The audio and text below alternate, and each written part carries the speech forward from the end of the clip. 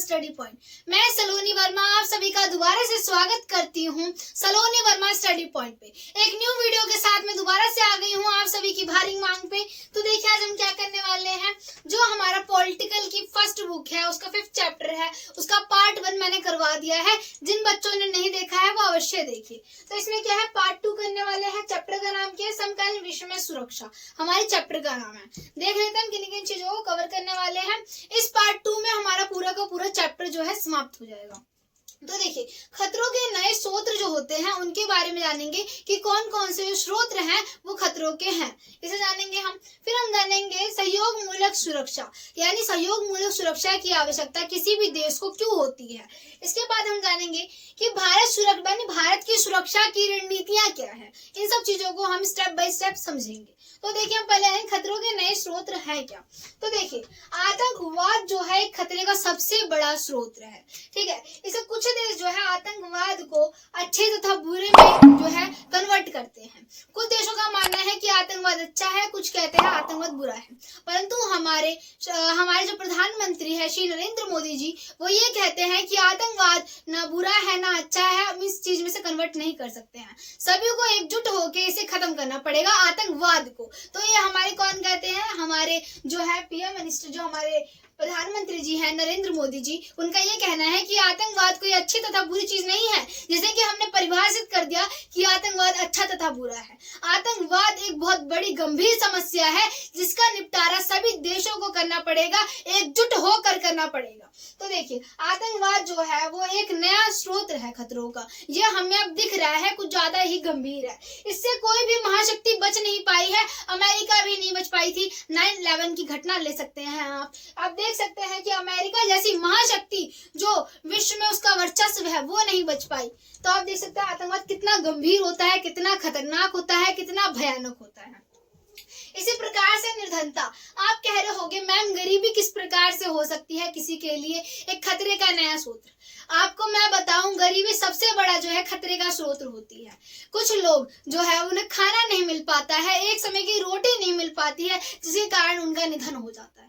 तो देखिए कि गरीबी की वजह से इंसान गलत राह पे चल जाता है, गलत राह पे जाने से आतंकवाद और बढ़ जाता है। निर्धनता एक सबसे बड़ी समस्या है। इंसान अपनी निर्धनता को कम करने के लिए गलत राह पे चला जाता है। इसी से जो निर्धनता है वो एक बड़ी समस्या है, एक वैश्विक समस्या है आप कह सकते हैं। इसी प्रकार से आपदाएं, अब देखिए विभिन्न प्रकार की आपदाएं आ जाती हैं, क्या पता सुनामी, बाढ़, ये प्राकृतिक आपदाएं जो होती हैं ये भी एक खतरे का नया बहुत बड़ा स्रोत है। इसी प्रकार से महामारियां, देखिए महामारियां, हमें उदाहरण के लिए हम कोविड-19 को ले सकते हैं। हमें नहीं पता था कि कोविड-19 जैसी कोई बीमारी भी होती है, इतनी गंभीर बीमारी भी होती है। जब पूरा विश्व एकजुट हुआ तब हम उससे निकल पाए। तो देखिए कैसे महामारियां आ जाती हैं। जनसंख्या वृद्धि, किसी भी देश के लिए जनसंख्या वृद्धि भी ठीक नहीं होती। जनसंख्या पर नियंत्रण करना अत्यंत आवश्यक होता है। अगर जनसंख्या अधिक होगी तो संसाधनों का ह्रास होगा और जैसे कि देश की अर्थव्यवस्था चरमराने लग जाएगी। संसाधन कम होंगे तो इसमें लोग ज्यादा बढ़ते जाएंगे, संसाधनों का ह्रास होता जाएगा। समझिए इन चीजों को।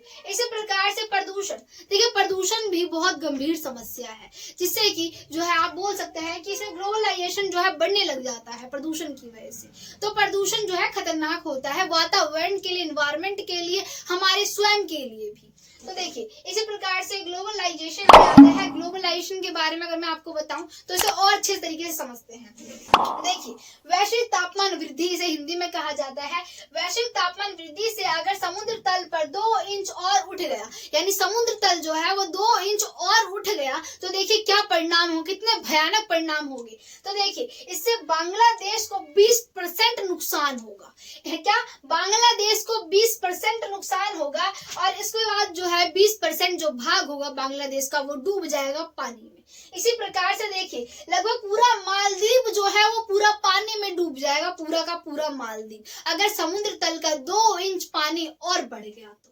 देखिए इसी प्रकार से पूरा का पूरा पानी में समा जाएगा मालदीव, और जो थाईलैंड है उसे 50% जो है हानि होगी, उसकी आबादी को जो है इसकी समस्या को उठाना पड़ेगा, यानी थाईलैंड का 50% जो हिस्सा है वो भी पानी में डूब जाएगा।